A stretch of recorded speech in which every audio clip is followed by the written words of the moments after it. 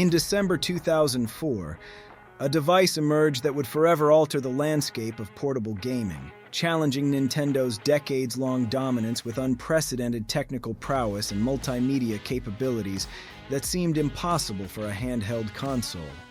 This is the story of the PlayStation Portable.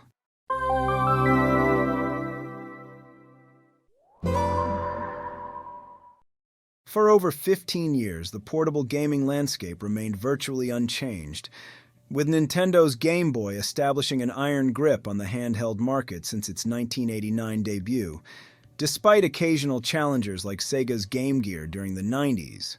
Bandai's WonderSwan series in Japan from 1999 to 2004, and failed attempts by SNK's Neo Geo Pocket and Nokia's N-Gage, no competitor had successfully penetrated Nintendo's dominance.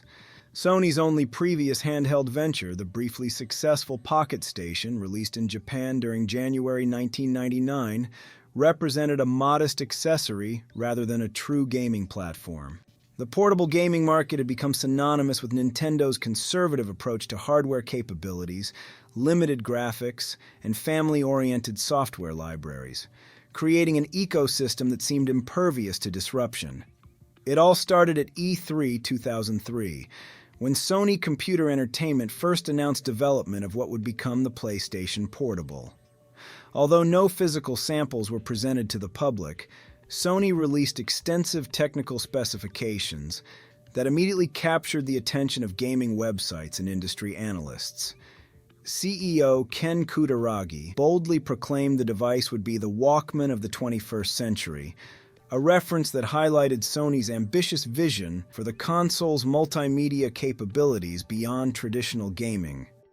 The gaming community's first glimpse of the actual hardware came during a Sony press conference on May 11, 2004, when the console was officially unveiled. The sleek device featured what Sony called a common bar form factor. The front of the console was dominated by a stunning 4.3-inch LCD screen, capable of 480 by 272 pixel display resolution with 24-bit color, significantly outperforming the Nintendo DS and representing a quantum leap in portable display technology. The control layout paid homage to PlayStation's console heritage, while adapting to portable gaming needs.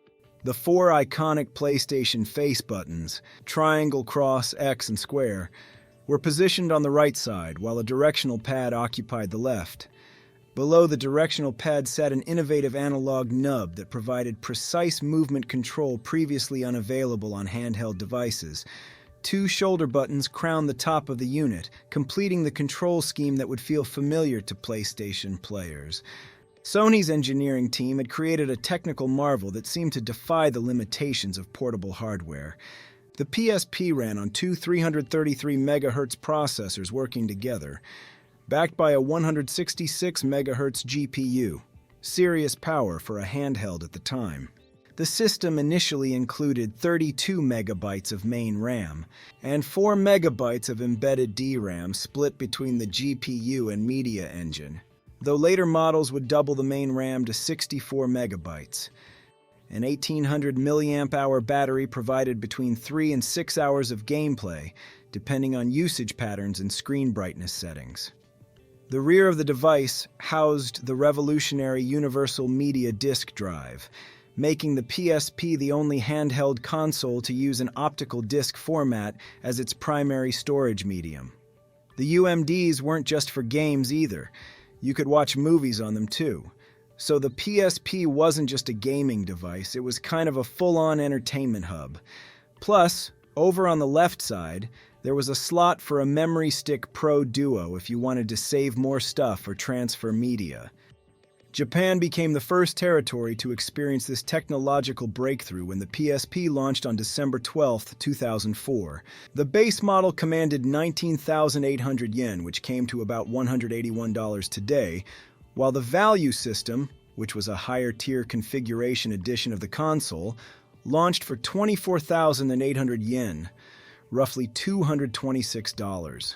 The Japanese launch proved immediately successful, with over 200,000 units sold on the first day alone, demonstrating the tremendous anticipation that had built around Sony's handheld debut. North American gamers received their opportunity on March 24, 2005, when Sony released the PSP in a single configuration for $249 in the United States. Some industry commentators expressed concern over the pricing, which exceeded the Japanese model by nearly $20 and cost over $100 more than Nintendo's DS. Despite these price concerns, the North American launch achieved remarkable success, with Sony reporting 500,000 units sold during the first 2 days, though some sources suggested this figure fell slightly below internal expectations. When the PSP finally arrived in PAL territories, it achieved spectacular results that surpassed even Sony's optimistic projections. The console sold over 185,000 units in the United Kingdom alone, with all stock selling out within 3 hours of launch. This performance more than doubled the previous first-day sales record of 87,000 units established by the Nintendo DS. The PSP's technical capabilities enabled experiences previously impossible on portable hardware. The system could connect to PlayStation 2 and PlayStation 3 consoles, any computer with a USB interface, other PSP systems, and the Internet. These connectivity options open new possibilities for gaming, media consumption, and social interaction that position the PSP as a truly modern entertainment device. When the PSP dropped, it wasn't just another handheld, it was the first real threat to Nintendo's handheld throne since the original Game Boy. Analysts back in the day were already calling it, saying the PSP was the first legitimate competitor to Nintendo's dominance in the handheld market. And they weren't wrong. Sony came out swinging with a sleek design, sharp graphics, and media features that made it feel more like a portable PS2 than just a gaming toy. And developers? Yeah, they were on board. Sony was showing off with a list of 99 developers already backing the PSP before it even hit shelves. And then came the demos. We're talking Metal Gear Acid, Wipeout Pure, early titles that straight up showed the PSP could hang with the big boys at home. It wasn't just a handheld, it was a pocket-sized powerhouse. The PSP's launch lineup made one thing clear. This wasn't just a gaming device, it was a full-blown entertainment system. From the stylish beats of Lumines, to the fast-paced action of Need for Speed Underground Rivals, to fan-favorite titles like Metal Gear Acid and Wipeout Pure, the PSP covered a wide range of genres right out of the gate. North America also saw a couple of region-specific titles like Gretzky NHL and NBA, while Wipeout Pure was a day-one title everywhere, setting the stage for what would become one of the strongest handheld libraries of its generation. The PSP's game library would eventually expand to encompass 1,370 titles during its 10-year lifespan, representing an extraordinary breadth of gaming experiences. Among these releases, Grand Theft Auto Liberty City Stories emerged as the best-selling PSP game, achieving 7.5 million copies sold. Other phenomenally successful titles included Grand Theft Auto Vice City Stories, Monster Hunter Portable 3rd, Gran Turismo, and Monster Hunter Freedom Unite, each contributing to the system's reputation for delivering console-quality experiences in portable form. The Monster Hunter franchise became particularly synonymous with PSP success, especially in Japan, where the series achieved cultural phenomenon status. Monster Hunter is exactly what it sounds like. You hunt monsters. But it's not just mindless action. It's about preparation, patience, and teamwork. You start each hunt by gearing up, crafting weapons, armor, and items from materials you collect in the wild or carve off fallen monsters. You can't just button mash your way through it. Every weapon handles differently and takes real practice to master. The monsters aren't just big targets either. They react to you, they get angry, they run away, they change up their behavior mid-fight. It keeps you on your toes. And while you can play solo, the real magic happens in multiplayer. Hunting with friends, coordinating attacks, and surviving by the skin of your teeth. That's where the game shines. You improve by getting better at reading monsters, timing your moves, and knowing when to strike or when to run. Crisis Core Final Fantasy VII, released in 2007, returned players to one of gaming's most beloved universes, while adapting perfectly to handheld gaming conventions. The game featured short burst missions that eliminated time-consuming RPG tropes, allowing players to experience Zack's adventure at their own pace. The innovative digital Mindwave system injected luck and surprise into every encounter through slot machine mechanics, creating a fresh approach to familiar Final Fantasy VII components, while maintaining the series' theatrical storytelling traditions. Metal Gear Solid Peace Walker represented perhaps the most ambitious handheld gaming experience ever created when it launched in 2010. Hideo Kojima's team somehow captured the blockbuster scope of console Metal Gear titles while introducing deep squad management systems that would later influence Metal Gear Solid 5: The Phantom Pain. The game's 30-hour runtime, insane plot complexity, and obsessive army-building mechanics made players question whether their PSPs had been secretly upgraded. The experience combined classic stealth gameplay with mother base management, creating a portable game that felt impossibly expansive. When people talk about console-quality gaming on the go, this is what they mean. Chains of Olympus and Ghost of Sparta brought all the brutality, spectacle, and emotional weight of the main God of War series to the PSP, with zero compromises in style. Chains of Olympus is set before the original God of War. It dives into Kratos' earlier years as a servant of the gods. This game has everything you expect from the series: intense combat, epic boss fights, environmental puzzles, and stunning cinematics. For the PSP, the visuals were next level, some of the best the system ever saw. Meanwhile, Ghosts of Sparta takes place between God of War 1 and 2, and it's way more personal. Kratos goes on a journey to find his long-lost brother, Deimos, diving deep into his tortured past and tangled family trauma. The combat feels smoother, the bosses are bigger, and the story hits harder. Honestly, it could have been a console title. It was that good. When Rockstar brought Grand Theft Auto to the PSP, it wasn't some watered-down spin-off. It was the full GTA experience, reimagined for handheld, and it blew people's minds. The PSP gave players an open-world crime saga they could carry in their pocket, with GTA Liberty City Stories leading the charge. Liberty City Stories dropped in 2005 and wasn't just a port, it was a brand new game built specifically for the PSP. It took place in the same gritty, iconic setting as GTA 3, but with a new storyline, updated visuals, motorcycles, and quality-of-life tweaks that actually made the city feel more alive. You played as Tony Cipriani, working your way up the ranks of the Leone crime family. The missions were classic GTA, getaways, hits, dirty deals, and plenty of chaos. Liberty City Stories was such a hit, Rockstar followed up with Vice City Stories, another original GTA game set in the neon-soaked chaos of Vice City. Both games captured the heart of the console versions and proved that open-world games didn't have to be tied to your living room. The PSP wasn't just for gaming, it was a full-on media machine. You could load up your music, watch movies, and even read digital comics thanks to Sony's partnerships with companies like Marvel, Disney, and IDW. It also had a built-in web browser. Nothing fancy by today's standards, but at the time, surfing the internet on a handheld felt like the future. One of the PSP's coolest features was remote play. It let you connect to your PS3 from anywhere with Wi-Fi, stream music, watch videos, browse photos, even power your console on and off remotely. It was way ahead of its time, giving players a taste of what true portable console integration could look like. And starting with software version 3.90, certain PSP models got Skype support. That's right, you could make voice calls over Wi-Fi, turning your PSP into a pocket-sized communicator.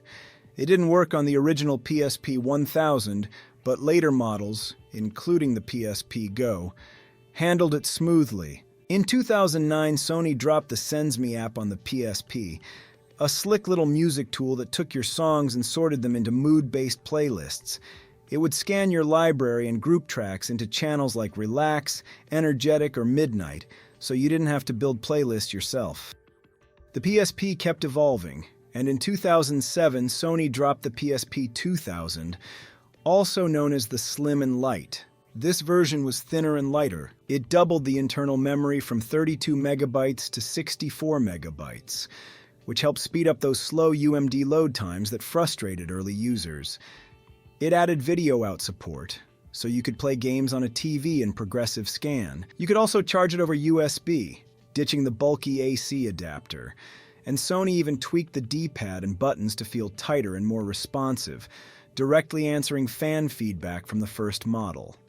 In 2008, Sony rolled out the PSP 3000, a subtle upgrade, but one that made a real difference. The big highlight was the new screen. Better contrast, faster response time, richer colors, and anti-reflective tech that made it easier to play outside. In 2009, Sony took a bold leap with the PSP Go, a complete redesign of the handheld formula. It featured a sliding screen that revealed the controls underneath, making it feel more like a sleek media device than a traditional console.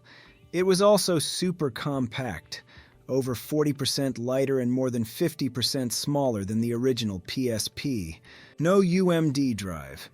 Instead, the PSP Go had 16 gigabytes of internal storage, expandable via Memory Stick Micro, and all games had to be downloaded from the PlayStation Store. That meant users were locked into a single PSN account, with no physical discs to share or resell. It also brought in Bluetooth support, letting you pair it with a DualShock 3 controller using an optional cradle. Pretty advanced for the time. Despite the innovation, reception was mixed. The high launch price drew criticism. The analog stick's awkward placement, the switch to a proprietary charging port, and the lack of physical media compatibility also turned off longtime PSP fans. The PSP Street, announced at Gamescom 2011, targeted budget-conscious consumers when it released across PAL regions. This simplified model eliminated Wi-Fi capability, featured a matte finish similar to the slim PlayStation 3, and included only a mono speaker instead of stereo audio. Sony's marketing campaigns for the PSP generated significant controversy and legal challenges. In late 2005, the company hired graffiti artists to spray paint PSP advertisements in 7 major U.S. cities, including New York City, Atlanta, Philadelphia, and San Francisco. Philadelphia's mayor issued a cease and desist order against Sony, threatening criminal charges for bypassing zoning regulations governing outdoor commercial advertising.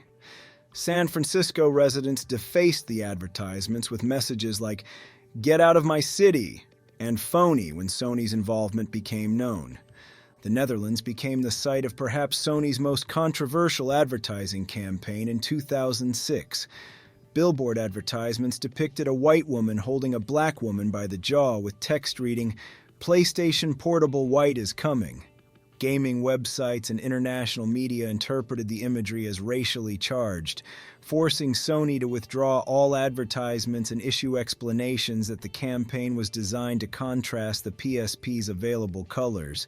In December 2006, Sony quietly launched All I Want for Christmas is a PSP.com, a blog supposedly from 2 teens begging for PSPs.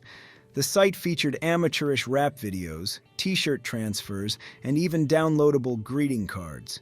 It was quickly uncovered that the domain was registered to Zipatoni, a marketing agency hired by Sony.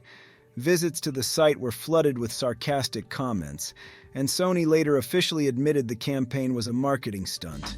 All I want for Christmas is my PSP. Come on, mom and dad, get one for me. PSP, PSP, PSP, PSP, PSP. While Sony's marketing efforts often stirred controversy, sometimes for pushing boundaries a little too far, the company also knew how to tap into fan culture in ways that resonated.